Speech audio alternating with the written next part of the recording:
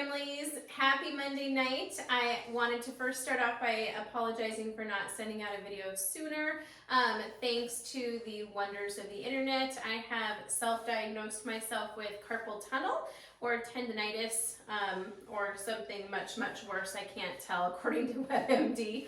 But I'm having a great deal of difficulty with my arm, and so all of the typing that has been involved and all of this technology has kind of thrown me, and so I haven't been able to use my computer too much today, and so I wanted to thank you for patience, and I'm hoping that you guys weren't expecting a lot of emails, or it didn't look like anyone needed a lot of assistance, so thank you for that. For our lesson plans for the week, I'm hoping that it was a lot easier to understand the way that we sent things out for the week and the way that I organized everything on the Google Classroom. It looks like I've been getting a lot of response. So I've had students log in to Google Classroom that I haven't heard from yet, and so I'm really excited that those kiddos have joined in. And I broke it up day by day, so if you go into the Google Classroom, it has the weekly lesson plans, and it has each day for reading, it has each day for math. Writing happens on Tuesdays and Thursdays, so the writing will pop up on Tuesday and on Thursday. Science will happen on Friday, so that will become available on the Google Classroom under the Science tab on Friday. So I'm hoping that that will help both you, parents, and my students be able to keep track of that a lot easier. So I know that some of you responded on the survey and wanted to have emails as often as necessary, and I really appreciate that. And I plan on utilizing emails, and I also unfortunately right now plan on using videos until I can get my arm fully functioning again. So please bear with me with that.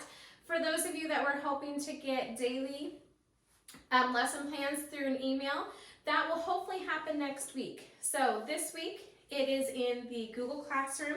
I'm going to keep that platform for next week as well. So next week, the students will be able to log in and see both the weekly lesson plan as well as it broken up day by day for each content area, reading, math, writing, etc. But I will also honor what parents had requested and be able to push that out. Unfortunately this week, just as mentioned, I won't be able to get that part done, but you can access that through your students' Google Classroom. Had a couple questions about how students can turn in their work. Most of what we set up this week was through either a Google Doc or a Google Form, and it's up to you. If you want to submit that as soon as you're finished, students can go ahead and submit it. If sometimes we're not able to get everything accomplished in the day that it's assigned, can turn it in at the end of the week. So I'm not picky. I have kids. It's sometimes hit or miss, so it's up to you, families, whatever works best for you.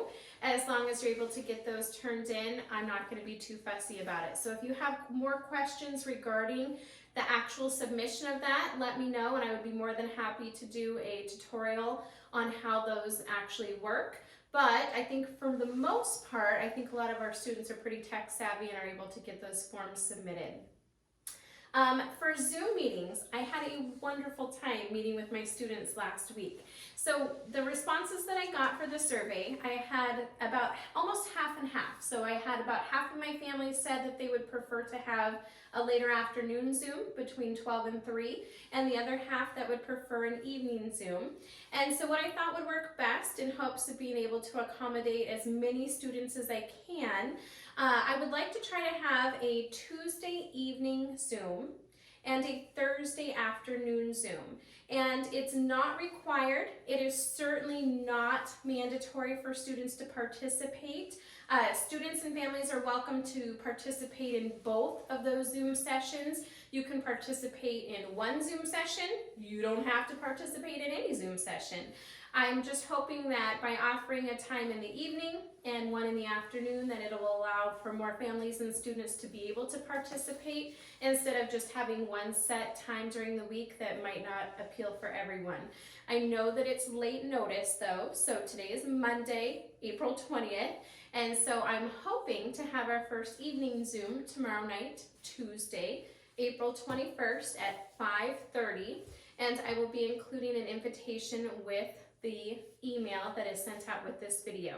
So if you're able to make it, that's great. If you would prefer to have the afternoon Zoom on Thursday, that information will be coming in another email with that invitation. I think that's all that I wanted to share with my families as far as today for Monday. I'm sure you guys are already overwhelmed. It's already late in the evening. And so I'm looking forward to seeing those of you that are able to participate tomorrow night on Zoom. Come with questions. Parents, you're more than welcome to sit in with your student. If you have questions, hop on, ask. That's the best time to get it done, especially if there's a tech question or something that you want answered immediately. Feel free to do so. Please email me, even though not using the computer as often, I am checking, and if it's something super important, I can have my the tech department, also known as my husband, or one of my boys help me type, or I can dictate to type to get that email answered. So please don't hesitate to respond that way. So thank you so much for listening to this really long message, families. I hope you're doing well, and I'm looking forward to Zooming with you tomorrow. Take care.